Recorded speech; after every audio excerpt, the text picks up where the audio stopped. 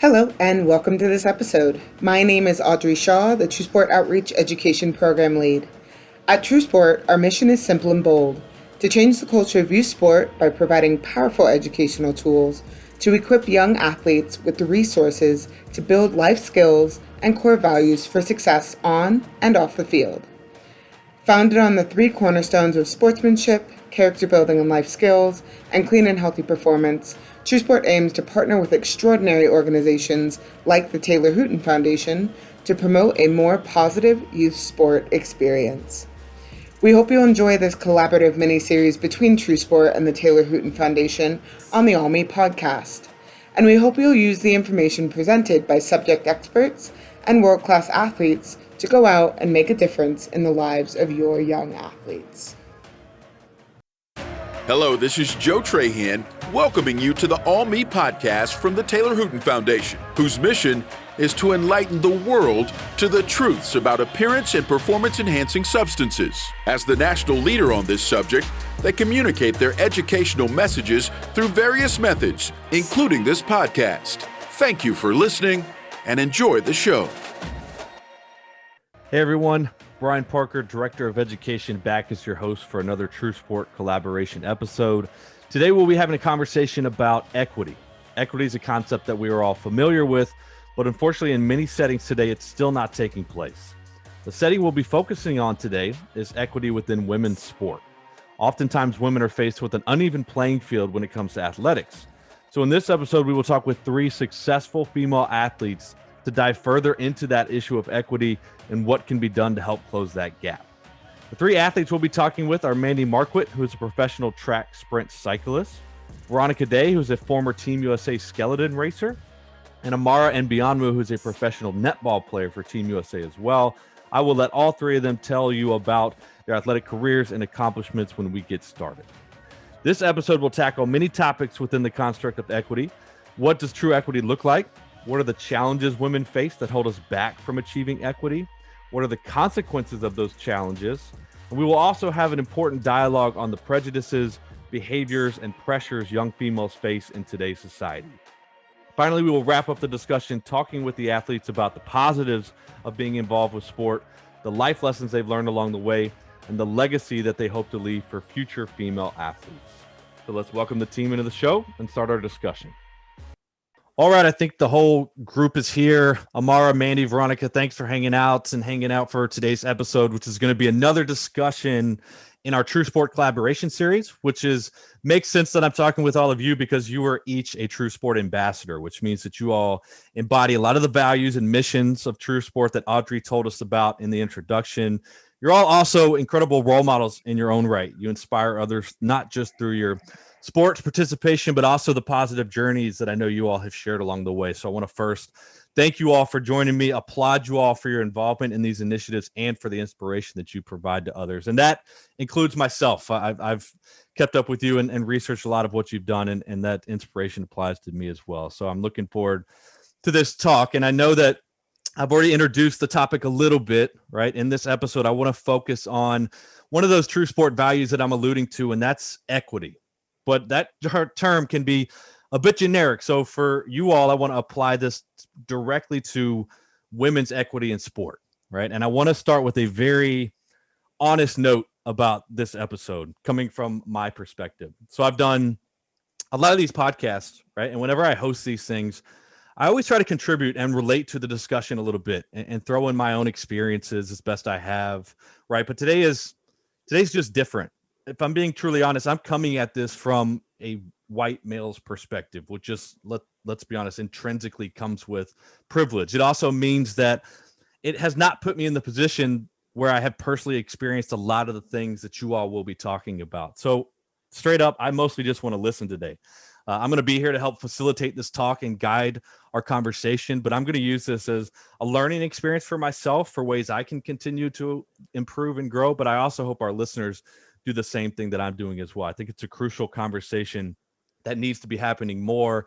And hopefully today's talk's another step forward in that right direction of dialogue and progress. So I'm looking forward to the conversation for myself and for everybody that tunes in. So let's dive into that conversation, before we really get into the important meat and potatoes, what we're going to talk about, I want to give you all a chance to introduce yourselves to the audience. So let's start by learning a little bit more about each of your backgrounds, in particular, your athletic backgrounds. We can focus on that first and foremost. So if each of you want to tell our listeners a little bit about yourself, your athletic career, your accomplishments, and then maybe anything you're up to now, whether that be with TrueSport or anything else you want our audience to know. If you guys can start with an introduction, that'd be great. Mandy, you could kick us off, and then Veronica, if you want to introduce yourself, and Amara after that. I think that'll get us going in the right direction.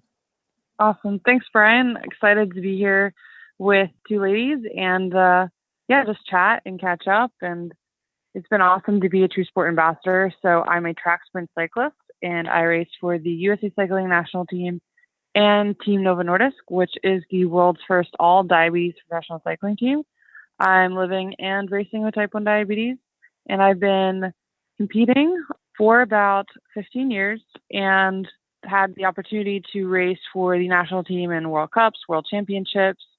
I have 3 American records, 18 national titles, and still in my career and going for the 2024 Paris Olympic Games. And there's a big qualification process through all those years coming up. So a lot to look forward to. Thanks, Mandy. So my name's Veronica, and I am also a TrueSport ambassador with Mandy and Amara. I'm a retired Team USA skeleton athlete, which, if you all don't know what skeleton is, totally cool. It's like bobsled or luge, but I go face first on my stomach at 85 miles an hour. So I retired in late 2019, and I'm currently working at the U.S. Olympic and Paralympic Committee, and I'm also the board chair of a nonprofit that fundraises money for girls sports in Uganda. As an athlete, I was a 4-year national team member, national push champion, push track record holder, and North American Cup overall champion. So definitely miss sliding, but I am excited to still be a part of the sporting community. So with that, I'll hand it over to Amara. Thank you. My name is Amara, and like the other two ladies on this call, I am also a TrueSport ambassador. I play for the USA netball team, and for those of you who don't know what netball is, it is literally basketball, except there's no backboard and there's no dribbling, and the ball we use looks a lot like a volleyball. So it's a pretty interesting sport. I actually haven't played it for that long. I joined the team back in 2016, and I just became a captain like in 2019. So I'm still pretty new. I only have like a few awards, not as many as Veronica or Mandy, but we're hoping that we can join the USA Olympic team in 2026, because unfortunately netball is not recognized in America yet. It's still like an international sport, but once we get ourselves situated here in the States, then hopefully we can play in the Olympics with you guys. That also trendsetter. Yeah. Yes.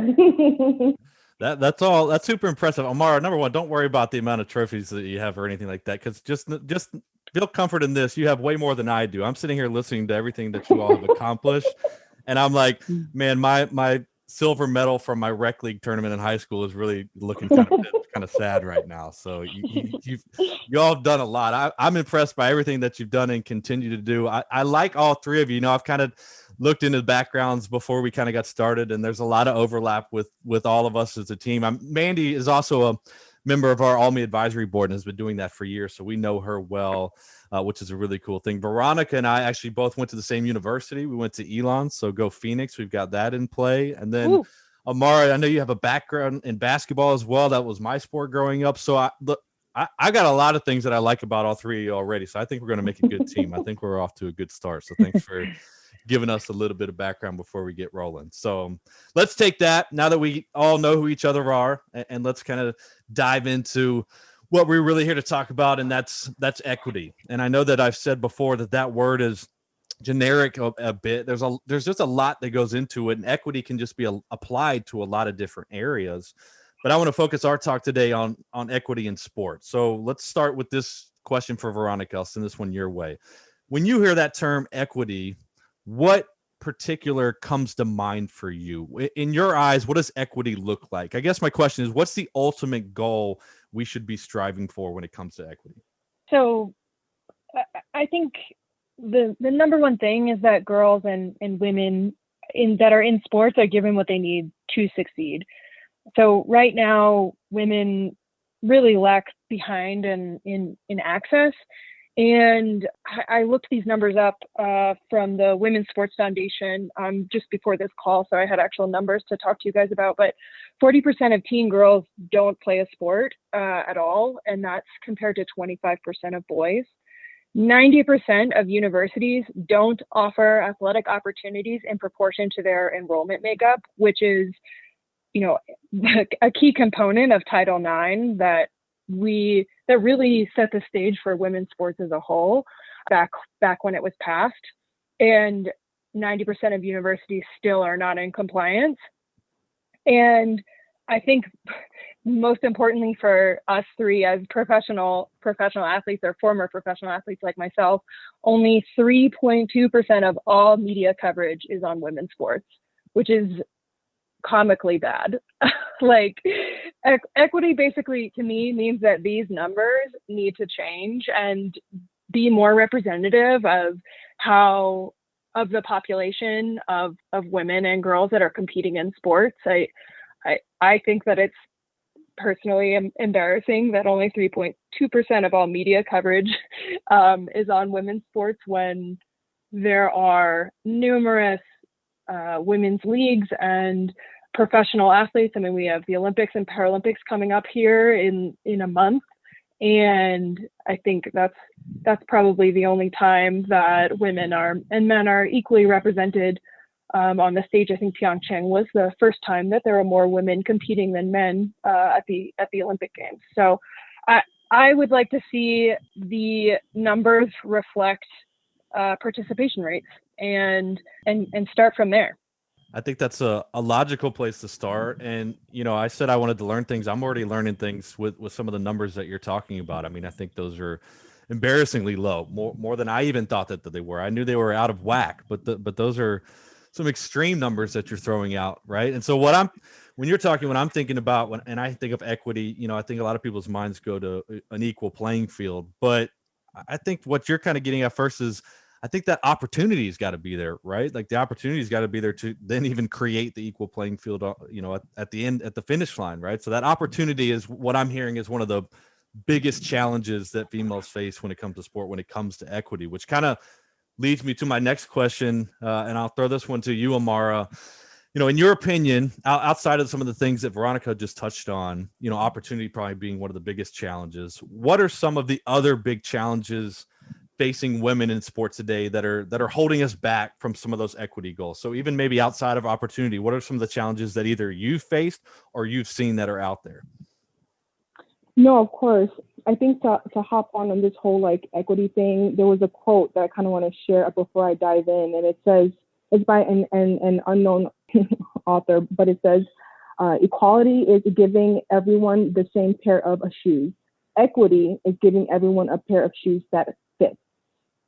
So when I hear this, I'm like, wow, it really puts into a perspective how, at least for me growing up, I always assumed that equity and equality always meant the same thing. But it's clear, especially in sports, even though, quote unquote, we as a female athletes are equal, we're still lacking in the equity department in general. So I think one challenge we face, and I guess it's still a progressive movement, is that many people still think that we as females are inferior, mentally and physically to men.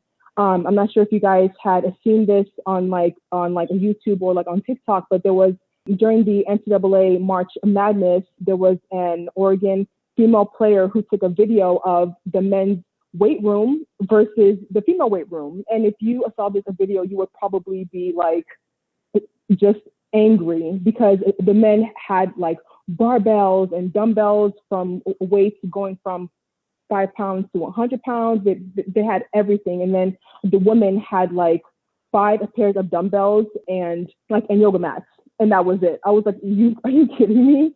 Like, and the dumbbells were like 2-pound dumbbells. Exactly. Yeah. Like they didn't even go over like 30 pounds. I was so shocked and confused and angry. And I'm like, this is the NCAA. Like, we all deserve to be here. We all deserve to use the space. I was like, you guys have got to be kidding me. It was just abysmal and just frustrating how we're still like seen as like weak or just not as strong as men. And that like in and of itself is just ridiculous. And I have another challenge. I feel like the media also, they focus so much on how females look as well as how feminine we are. So I believe that when they put so much like power on how we look and how we speak, how we dress, it really it degrades our athletic accomplishments as well as our athleticism.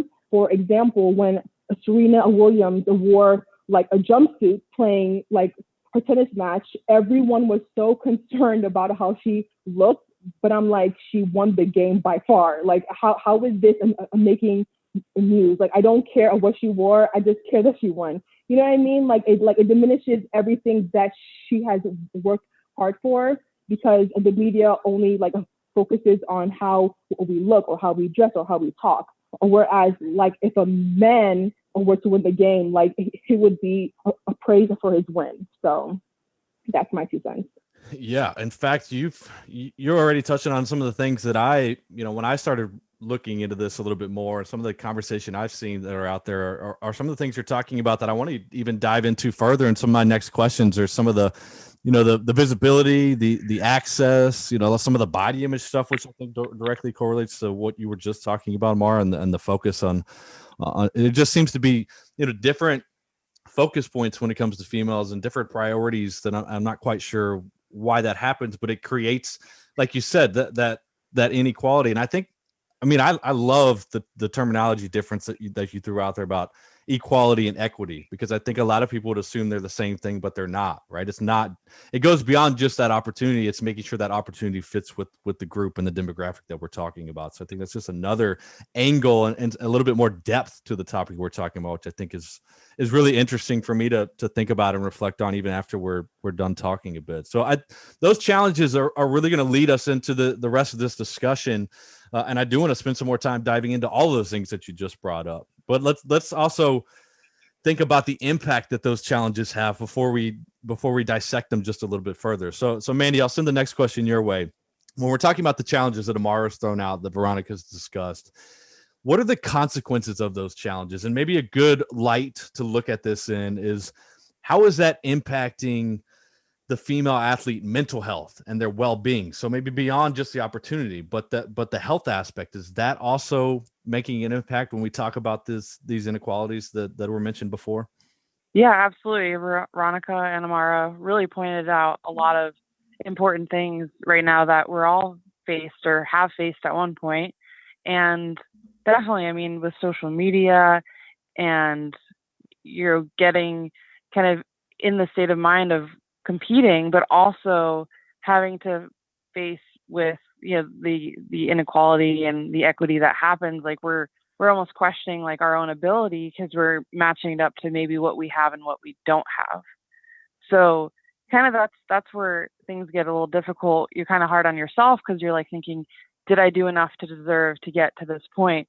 Am I valued? Do they see my worth? And so you almost start to question yourself. But I think outside of that too, people who are involved need to understand that we have lives and a balance. And in order to perform, you also have to be happy and kind of see that end of it. So it's not just, your own self, but also people that are amongst that making those decisions. And whether that's a coach or an administration or whoever made that decision to give the women yoga mats and 2-pound weights.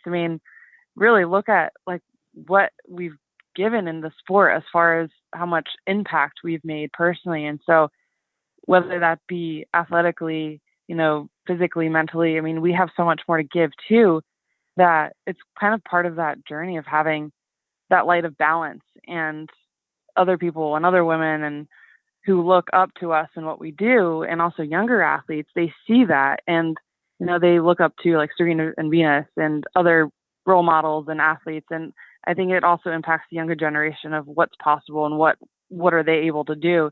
And I think it really starts with those bigger institutions and the federations to really support these programs and have funding available and give access and resources to athletes who are giving back in their sport.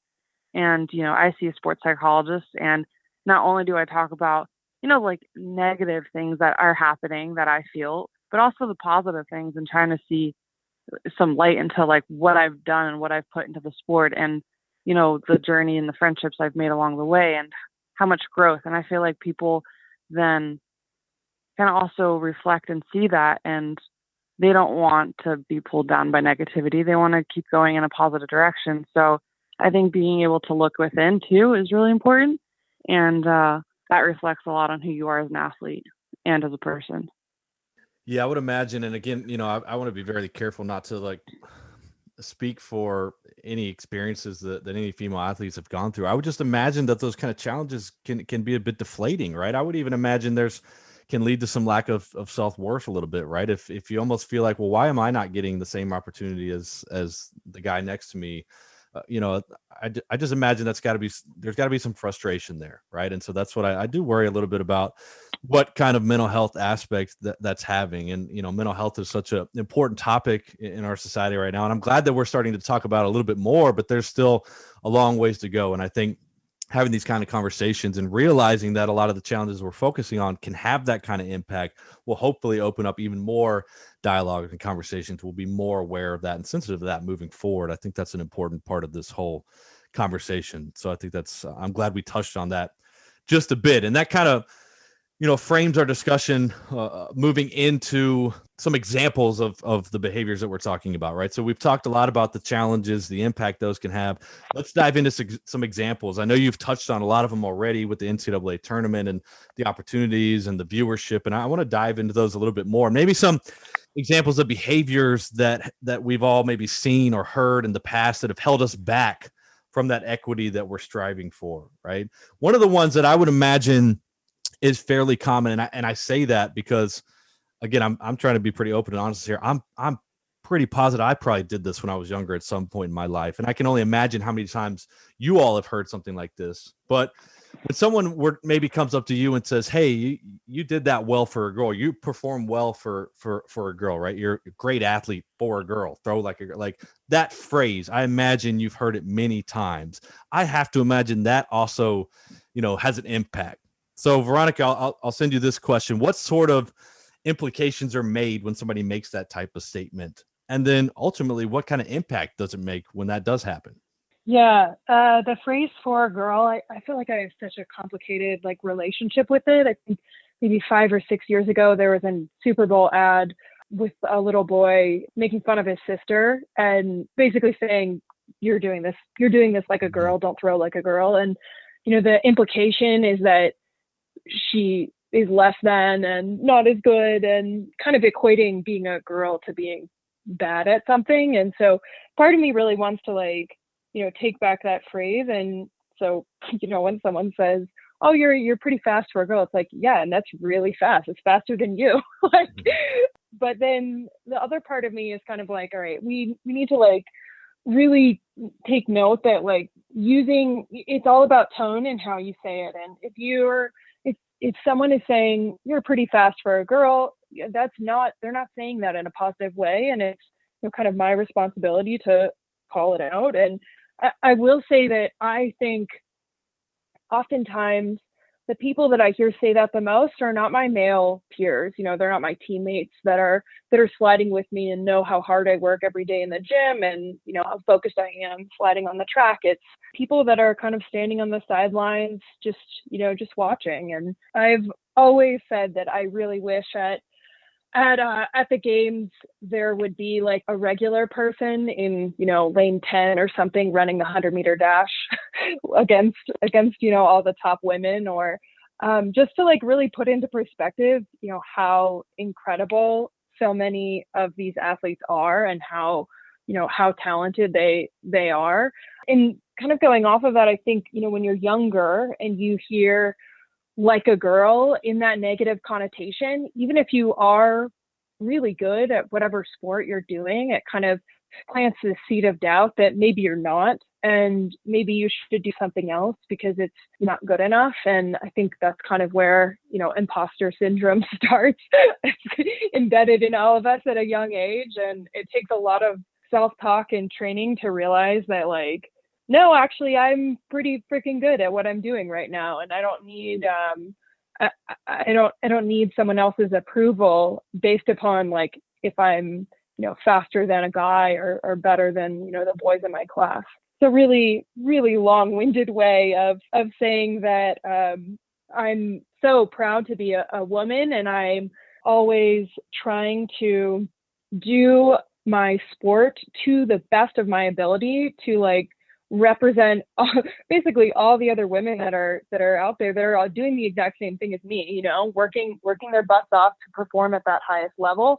And I think it's, our responsibility to call out that pretty blatant sexism and equating like a girl to as a negative. Yeah, I think there's ways that like you said, we could almost try to find a way to flip it and make it an empowering term some way. I mean, I'll admit this. Every single one of you could beat me in a race. I have no shame in saying that. I'm not embarrassed to to throw that out there at all. I think the problem with it, kind of like we said, is it's the connotation behind it. It's the intent behind it, right? So maybe not even the words itself. It's like, what are you trying to say? That I'm lesser than, right? That's almost what they're trying to do and put you down in some way. That's the part that I think, makes the impact. And I'm not quite sure where that started, but it's a phrase that, number one, I would love to either get rid of it, or like you said, maybe more conversations like this can flip the script and for a girl means a really empowering thing somehow. Maybe we change the terminology a bit, but I think there's ways that we can have that conversation in a different way. But I do know it's something that is said a lot and not said with the best intent. And people need to think about the impact that makes beyond just when you say those words. Words have a big impact more than just that moment. So I think it's important that we discuss those kind of things. Couple more examples of behaviors, and we've touched on both of these before, but I want to dive into them a little bit deeper, and maybe are there some things that we can do to try to improve these problems? The first one that has been touched on is female sport viewership. I think we all know, and this has already been thrown out there, that there's some definite inequality going on there and inequity going on, right? Example that I can throw out there that we're thinking about is when it comes to the Olympics, right? So there's a lot of excitement around the upcoming games in Tokyo, right? Because this is the first time in history that the Paralympic Games are receiving a primetime television spot, which to me is insane that it's taking this long, but it is finally happening, which is a good thing, right? We're heading in the right direction. But similarly to the history of Paralympics, I could look at female sports viewership the same way. Women's sports have often been knocked to, let's call it second tier viewing, for lack of a better terminology. There's just critics out there that claim women's sports have low viewership because no one wants to watch them, right? So we're not going to put them in the same, prime viewing areas, whatever it may be, whatever excuses that they throw out there. We know that this is a problem, right? So Amara, this question I'll send your way. We've touched on this a little bit. If you want to expand on why highlighting, female athletic accomplishment is just as important for females as it is for males, and then maybe take that a little bit further, looking into the future. What changes do you think can be made, and what would you like to see be made to improve the viewership of women's sport in general? So for me personally, I think it's just as important to highlight a female athletic accomplishments, because as a kid, up until a middle school, I never knew that like a female could play a professional sports. I didn't, because I didn't like all the commercials you would see is like men, especially like, LeBron James with his Mountain Dew commercial, and then Chris Paul with his State Farm commercial. It's like you don't really see anyone like a female actually like be on a commercial and promote not only their sport but like whatever ad like they are campaigning for. But just like in general, I feel like children and young adults, we look up to these professional athletes, and the representation that they see is very important. And I feel like girls need role models to inspire too. And it's important for girls to have better representation of women athletes reaching at the top of their game. Like I would, and mind you, I don't like watching sports at all, like on TV, because it's not me. But if I watch like an NCAA a women's game or Serena Williams, that is so, I love it, because I love seeing like just females in general, like we are thriving, we are strong, we are powerful, and we can do just as much or more than men can. And I feel like if we have a positive female role models, we can, just engage the younger generation to become, a boss. They can become the vice president and the president, or like just anything they want to be. But we need that to start now, because it's not okay that we have so many like female athletes who are amazing at what they do, but they are rarely like talked about on TV, like no commercials. There's just not enough coverage, and it's super unfortunate. Honestly, it really is. And I feel like looking into the future, I would love to see an equal coverage and an equal celebration of both women and men at the top of their games, because then it'll actually encourage more younger girls to try different sports, to try out, and to actually stick with their sports throughout middle school, high school, and college, and even go professionally. It's so true. I'm sitting here thinking as you're talking, right? Like just something as simple as when I throw on like Sports Center before I go to bed at night, right? Like let's say it's after an NBA Finals game. They will spend 45 minutes dissecting that game and interviewing different players and everything that happened, and like literally flip the script. Let's say it's during the WNBA Finals, it will be 20-30 minutes into the show before they even touch on it, right? Like it's the same sport and both at the top of their games, but viewed completely differently, especially by the media. And just that's the kind of thing that we're talking about, where we're not putting them with the equity is definitely not there. We're not showing them in the same light. And so the problem is, I think what you're saying is, when people don't see it highlighted and when it's not discussed in the same light, right? Like young females might not even think it's possible. I mean, for a lot of people, like you've got to see, okay, like this is possible. Like this person's doing it. Like this is out there.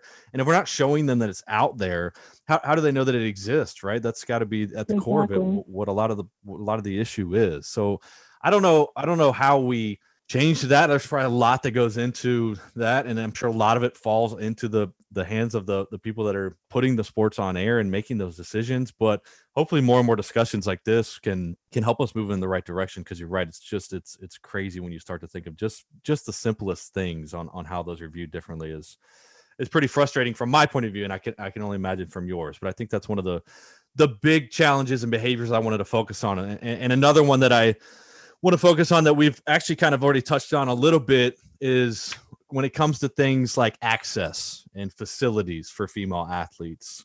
And so we've thrown out one of the best recent examples, and that's when it came to the NCAA tournament. And for anybody that hasn't seen those pictures of the difference between the facilities for the men and the women, like do yourself a favor and look it up. That's at the core of what a lot of this conversation is about. But that's nothing new, unfortunately. That's the kind of issue that we're talking about that's been going on for far too long. And so that's the kind of behavior that creates this inequity at the end of the day. So let's dive into those kind of examples a little bit more. Mandy, I'll let you talk on this just a little bit when it comes to access and facilities and things like that.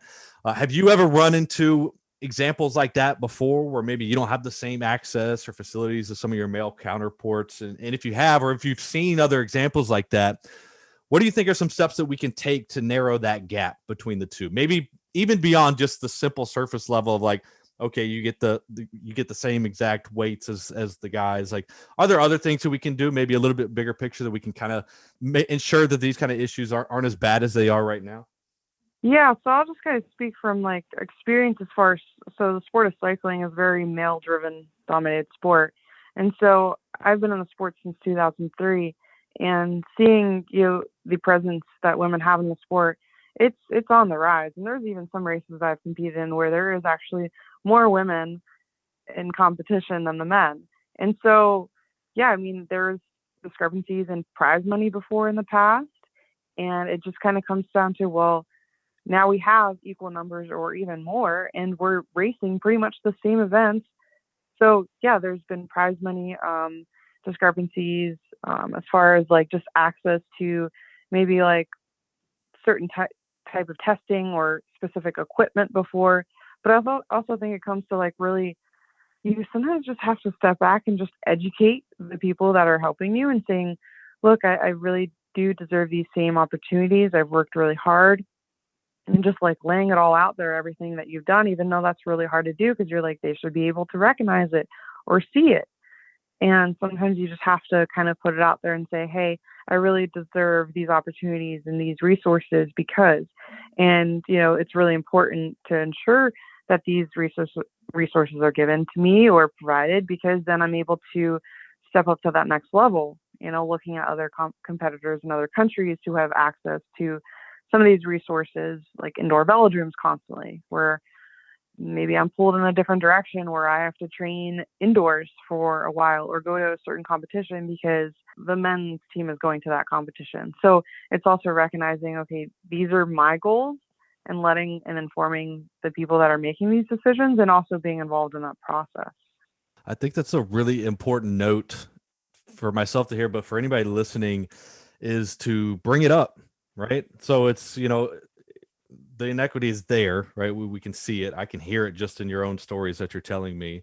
That can lead to frustration, obviously, but sometimes maybe the issues we're talking about are so ingrained in our culture or just in people's minds, whatever it may be, that they don't even realize that it's happening, right? Which is a problem, which is what we're trying to change by talking about this kind of stuff. But maybe sometimes it does take, the athlete or the young person, whoever it is, to bring it up and talk about it and have that conversation on why this is important and why you need, this should be in place. And hopefully in some situations that's enough, and that makes some light bulbs go off, right? It's probably not that simple, but I do think, openly discussing a bit more, whatever your situation you're in, can be a really helpful, powerful tool. And so I think that's a good takeaway, right? It doesn't solve the issues at play that have been there for far too long, but maybe it is another takeaway we can learn from this and say, okay, like let's say something, right? It might not be the easiest conversation to have, but maybe it can work us in the right direction, which I think is a important thing to bring up. So I appreciate you kind of sharing your own experience on that.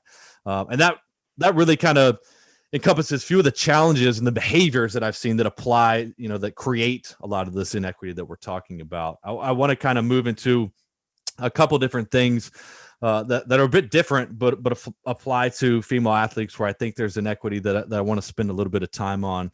The first one being body image. So this is one of several TrueSport podcasts that we're doing. We recently did one with Dr. Melissa Strano, who's a licensed clinical psychologist and a TrueSport expert. You all may know her, but we did an entire podcast on the subject of body image, as I believe this is something that everyone faces in our society, just due to our highly media-driven society that we live in. And oftentimes, it could be said that women face this issue, even more often than others, right? So I don't want to spend a ton of time talking about body image, because obviously we could do a whole podcast on that. We already have, but I want to take that concept and apply it to our conversation just a little bit, right? So let's look at body image as an issue within the framework of a team setting. All right. So Veronica, let's discuss this one with you.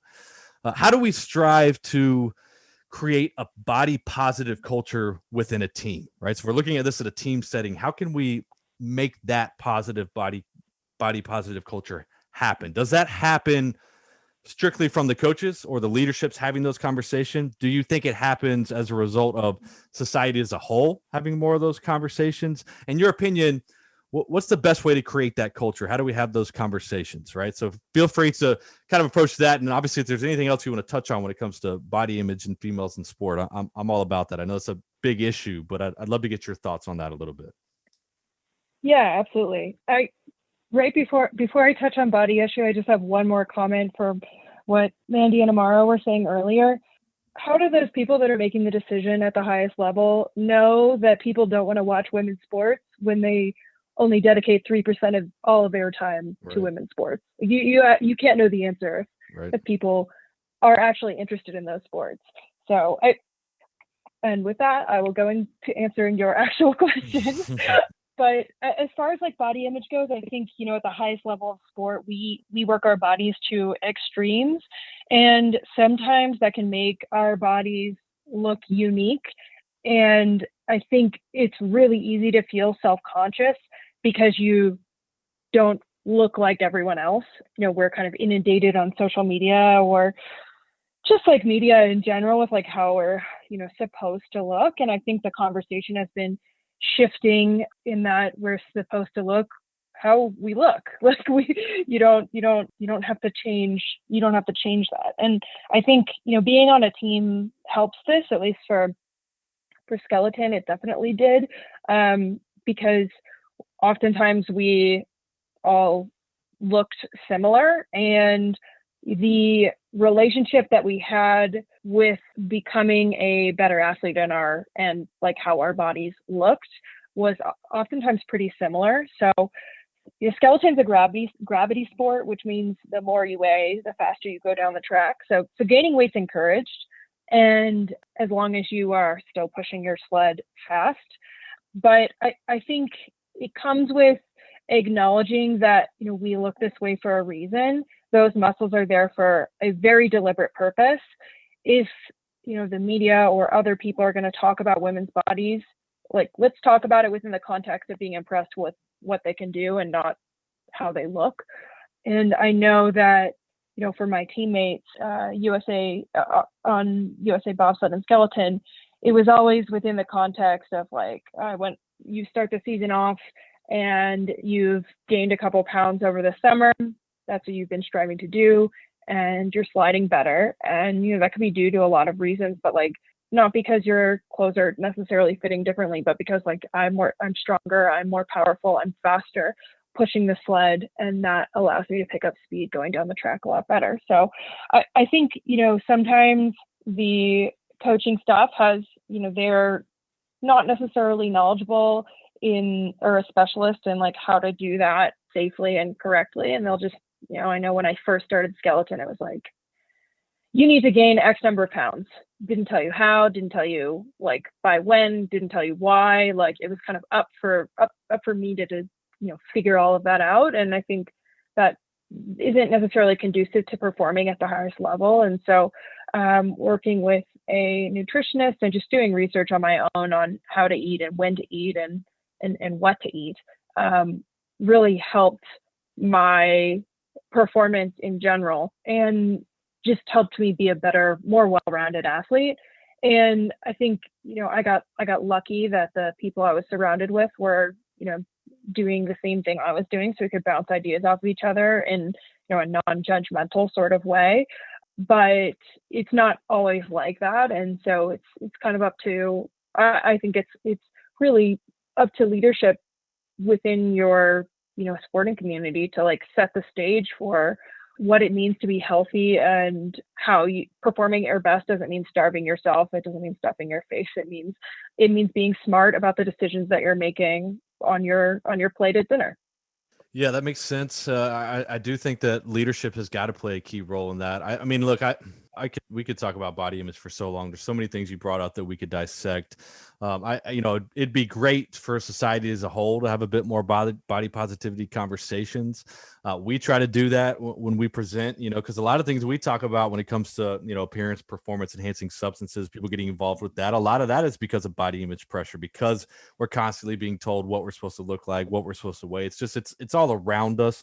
And I'm not saying that we should just dismiss the pressure and act like it doesn't exist, right? But we do got to have some different conversations about that. And I do think in the form of a team type setting, hopefully any kind of leadership that's listening to this will will take it upon themselves to also have that conversation with their team, because I do think, I just know the kind of behaviors it can create, if that pressure starts to mount, and it's a topic as a whole we got to do a better job discussing. But I wanted to at least touch on it today, and I think we did that, and hopefully spark a few discussions on that as well in whatever team play settings that you may be involved with. So that's one of the important conversations I want to have that's kind of separate of the behavioral stuff. The other one I want to have has to do with having some other difficult conversations, but it really has to focus on, the unequal and presidential treatment of many people recently, right? So I think it's a very good thing, but there's been a lot more public awareness brought to this inequity and the treatment of many people recently, including young female athletes in the last year, particularly when we're discussing female athletes of color. So Amara, I'm going to have you give your thoughts on this. There's a lot of things that you could talk about when it comes to this, but let's focus on what the athlete can do when it comes to having these types of conversations. In what ways can women themselves help facilitate these important conversations and also be advocates for themselves along the way in the sporting setting, right? We'll kind of keep it specific to that, but any thoughts you have in regards to the importance of the conversations and how the individual themselves can help make them happen? Of course. I think just in general, we just have to start the conversation, because I feel like with everything, especially that's been going on from in the past year in general, I feel like things have been so bottled up, or everyone is so scared and they're tiptoeing around the fact that, like, racism does exist, or, there's a lot of unequal and a prejudicial treatment of females, especially like of color. And so I just think just initiating a conversation, that's how we start. Because not speaking up, not saying anything at all, that's why we're going backwards. And it diminishes us as females, because it's like, okay, well, why does the color of my skin have to offend you? Or why can't I just be a good athlete in general? It doesn't have to do with my skin color. I'm just a good athlete. And just diving in order for us to advocate for ourselves, I feel like sports organizations in general should have a zero tolerance policy for racial or discrimination and harassment. I think that if we start supporting or increasing the support for minority athletes by developing a good reporting tool and just taking every case seriously, it'll make athletes of all races feel safer and more welcome. And I think that we should make it clear from the beginning that racial or discrimination of any form is not a welcome or tolerated, because I feel like in the past, a lot of people have gotten away with so many things, but no one, there are some people who are afraid to speak up, or they're afraid to condone them because it'll make them look bad. But it reiterates the fact that there is a problem and we have to address it. And I think the last one is that we have to support athletes who speak up. We have to encourage players to report racial discrimination, either if you experience it or if you witness it. We live in a society where many people are like, why don't you just be quiet and stick to sports? Well, I'm not only an athlete, I am a human being. So if I see that there is a problem, I will speak up on it. We have been silenced because we feel like, or others may feel like what we say doesn't matter. But again, what makes you think my thoughts and my opinions they don't hold as much value as someone else's?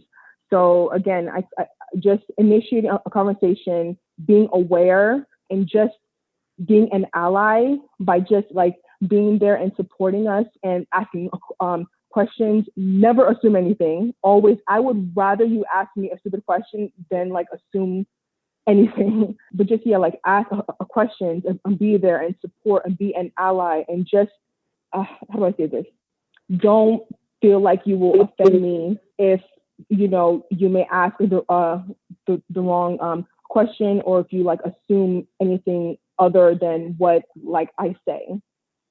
look, they're conversations that have to happen. I mean, in my opinion, at least it's as simple as that. And an important note, like, I asked you that question, I hope it didn't sound like I was saying, hey, this is on the individual to bring this up and have that conversation. I don't believe that. I think everybody should be discussing that. Right. But I was just curious your thoughts on like, how can they, help facilitate that? And a couple things come out of that for me. Number one, when advocate for themselves, when you do have those conversations with people, when you do bring it up, right, and you're sticking up for yourself, there's no reason for there to be backlash for us to punish them for sparking a conversation that needed to happen. That to me is insane.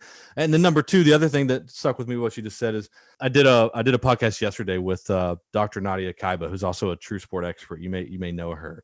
We had a conversation about the importance of communication and the importance of having these kind of, I guess difficult conversations, we can call them that. But there's a lot of people out there that aren't having them because they're worried about saying the wrong thing. And I think that's one of the things you're saying, Amara. And this is something that I've really worked on with myself over the past year or two, is I can't be afraid to bring the stuff up. I can't be afraid to have these conversations because I might say one or two things that aren't how I meant for them to be heard. Right. Like, I think what you're telling me and what I felt more comfortable with as I started doing this more is, you're not going to be punished for that. You're going to make so much more progress by opening up and having that conversation than you are going to be held back because of a mistake or two that you made along the way. That mistake's only going to help you grow and facilitate more conversations about this. So I think that's just, again, this is another topic we could spend a whole, hour discussing, but I did want to at least touch on this because I know I believe in the power of those conversations. I know that you all do as well. And again, it's another discussion point that I hope people that are listening will also discuss as well and be aware of everything that goes into that. So I appreciate you're sharing your notes with us on that as well. I want to transition from a lot of the conversation we've had about inequity and challenges and social issues that we're discussing that are all very important, but I do want to try to wrap up this conversation and attempt to end on a positive note, because I know that there's a lot of positivity that you all put out on an everyday basis. And I want to focus on that. And I want you all to share that with our listeners as well. So let's transition a little bit into those positive experiences that you all have had being a female in sport, right? So for those young females that are tuning in right now, why should a young woman want to become involved with sport? Mandy, I'll throw this one to you. Why do you think, what do you think makes women's sports so unique and so special? Why are you an advocate for that and want females to get involved?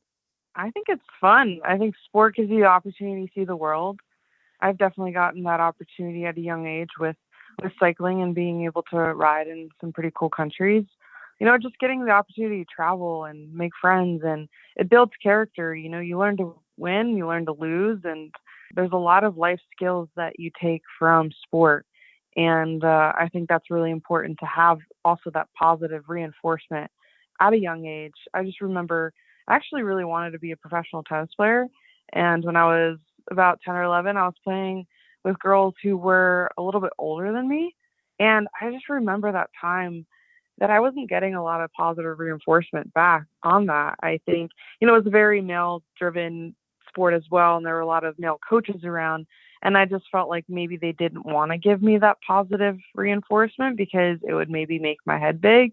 But really, I think I needed that just to understand, my worth and like how much more work that I need to put in. And I'm looking up to these older girls that I'm playing, and maybe I'm beating some of them and maybe I was losing sometimes, but I just think I missed that positive reinforcement, and that kind of really burned me out in the sport. And plus I had a stress fracture in my foot already. And I think once I found cycling, I just learned to just embrace something new. And I just thought it was so cool to go really fast and see different parts of, where I was living. And then it kind of went on to like I raced nationals. So I think having that positive reinforcement and all these opportunities available and the people there just makes sport really fun.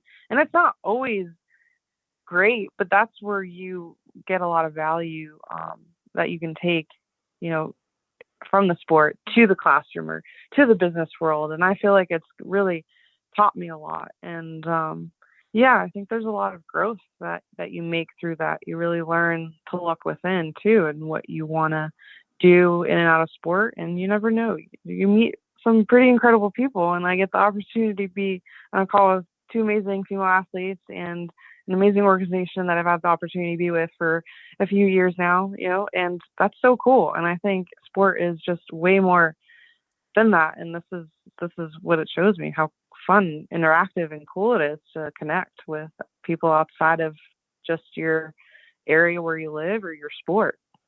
Yeah, the word that you said probably 4 times that stuck out with me first and foremost is it's just fun, right? I mean, I remember I was an athlete growing up and played basketball all through high school. And even now, like, I still try to play pickup ball when I can. And like, my back's killing me when I'm done. But even when I'm feeling that way, I'm like, that was so much fun. Like, that was just an escape and a release. And like, I just loved it. Right. So on the simplest terms, one of the greatest benefits is just to have fun. But I do think there's so much more to be gained by it that you've touched on. One of the bigger ones is getting that reinforcement and building that self-confidence, because we have so much that tries to tear us down, and you all discussed about a lot of it before we got to this, right? That's a lot of the challenges that are pushing us down, but sports can help us learn some of those lessons to actually push against that and build some self-confidence, which I know, all ties back to the mental health discussion, a lot of different things, but there's so much that can be gained from sport. And I wanted you all to share that with our listeners, which kind of leads me, Veronica, I'll give you a chance to kind of to pitch in on the same type of things.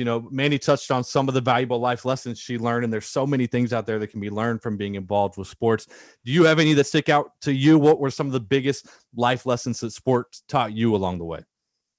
Yeah, everything that Mandy just said, I echo 100%. Like, I did skeleton because it was fun, and I liked doing it because it was fun.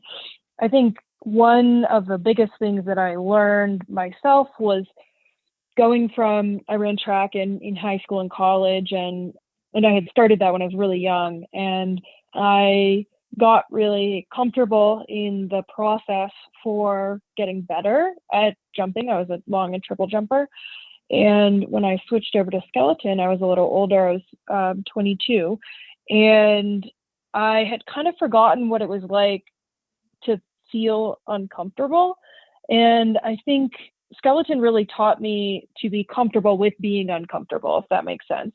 It's I not only are you doing something fast and dangerous and your adrenaline is pumping, I'm doing something new. And I think it's really easy to get kind of stuck in a rut and in your day-to-day life and forget that there's a whole world out there that is just asking to be explored, and you just have to get out of your comfort zone. And so for me, getting comfortable with kind of living in that state of uneasiness while training was a really valuable lesson that I feel like can be brought to any new activity that I'm doing in my life. I rock climbed this past weekend for the first time, and I think that's a perfect example of bringing those lessons into different aspects of my life.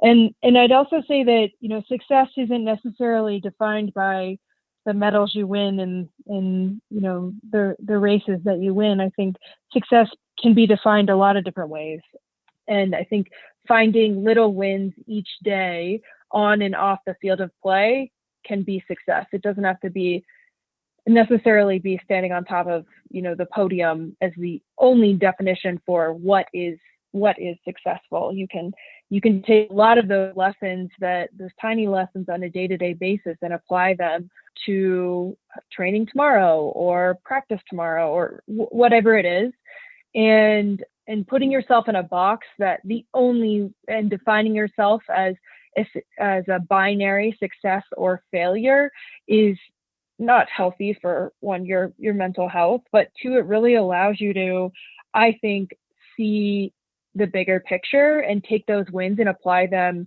for me, out in life outside of sport. Yeah, growth is what I'm pulling out of that, right? Pushing your limits, getting a little bit uncomfortable, but that's how you see your potential, right? Like, I mean, just like what you're saying, skeleton, like I've watched it on TV. That makes me uncomfortable. I'm terrified watching that. But I would imagine once you tried it and once you got better at it, like you look back and you're like, wow, like I overcame that, even if it was a fear of yours at the beginning, right? It just helps you grow and meet those challenges. And that's what it's all about, right? It's like you said, it's not about, oh, I've got, 10 trophies at my house. It's what have I learned? How have I grown? And what lessons have I taken away from that? So it's really cool to hear how that's impacted both of your lives. And then one other question that I'm curious about, and Amara, I'll throw this one your way, because, I view each of you as role models, not only for everything that we've talked about today, but everything you've achieved and the examples that you're setting for females everywhere. I know that there are people looking up to you, just because I'm one of them, right? So, but I'm also curious on your side of the coin, right? I imagine that there's people that are role models for you. So, Amara, who are the role models that you look up to that helped you become who you are today, confident and courageous and outspoken? Are there role models you have now, right? Or role models you had growing up? Like, who were those people for you? Well, it's funny because I didn't start playing sports until I was in the 8th grade. Like, my dad, he signed me up for like soccer, like as a kid, but I was not a good soccer player, so I quit. So it wasn't until middle school that I was approached by the basketball coach, and he was like, you know what? I think you'll become a great basketball player, and I would like you to try out for the team. I honestly looked at him sideways. I was like, I don't know who you are, but I'm not, I don't play basketball. I don't know what that is. And the fact that he took me in and he saw something in me that it literally changed my life. His name is Gregory Bacon. I hope he's hearing this. But he is literally like a second father to me. He has pushed me literally beyond my limits. And like Veronica said, he allowed me to be comfortable in a state of uncomfortableness. Like I've been so uncomfortable for so long that he made me feel like comfortable in a state of like uneasiness. And he pushed me to my limits. And there were times where I literally wanted to quit and to give up. But if not for him, I would probably not have played basketball in high school and let alone like in college. He came to my college graduation. Like, he's been a father to me for so long. And I feel like if you have a person who believes in you more than you believe in yourself, they are a keeper. I've never been so proud and honored to be a player under him and to just be coached by a former player. You get so much of a perspective, just being an athlete, because being an athlete is so much more than an athlete. Like, you are a human being. You are like a student. You are a daughter, a son, a coach. You are a person. And it's important to instill a lot of values while you are young, but you need to find a role model who is willing to push you when you want to give up, but to also let you grow and develop. Shout out to Gregory. I love that answer, right? It's so easy. You think of role models and you think of all these pro athletes and people on TV. I love that it was a coach that just pushed you into a sport that you had no interest in playing, and then look where it leaded you. Those are the real role models, right? The coaches, the parents, the teachers that are in your life and just help you, guide you along the way. I mean, that's great. So I hope he's listening as well. Send him the podcast, right? That's a great answer. Thanks for sharing that. And that kind of leads me into my last question, my kind of grand finale. This is kind of a heavy question, and Mandy, I'll send it to you or anybody else that wants to chime in. But what legacy do you all hope to leave for future female athletes? Legacy, that's a big term, right? I'm not trying to make a big, huge deal out of it. But after all this conversation that we've had, what change do you hope to see happen in the world of female sport for future generations? Yeah, great question too. And I'm really curious to hear what Amara and Veronica have to say. But I'll keep it short and sweet. But it's really awesome to hear, with Simone Biles and everything that she's been doing. And she actually, there's a quote that she had, and it stuck out to me. And I was trying to find it because I really liked it, and I found it. And she said, before I would only focus on the gym, but me being happy outside the gym is just as important as me being happy and doing well in the gym. And that's so true.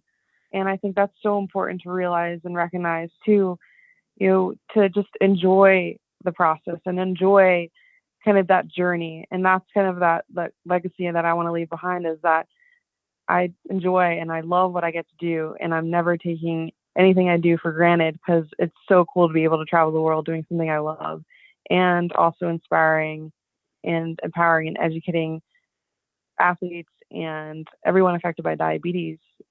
I'm living with type 1 diabetes, and it doesn't stop me from doing what I love and getting to be out there competing against the best in the world. I mean, that's ultimately just so much fun and what drives me, and to be just the best version of me out there every day, knowing that I've given it all on and off the bike. And other young girls see that, and young kids, and see that what's possible. Yeah, that's another great answer. And I think a great way to wrap this up is, soak it in, right? Just enjoy it. We're talking a lot about heavy topics, and those need to be discussed, and it's a part of all this. And sometimes it can weigh us down, but I love that we can kind of end on that positive note of just, there's so much good that comes out of this, right? And just enjoy that, like you said. I mean, and I'll wrap it up by saying this.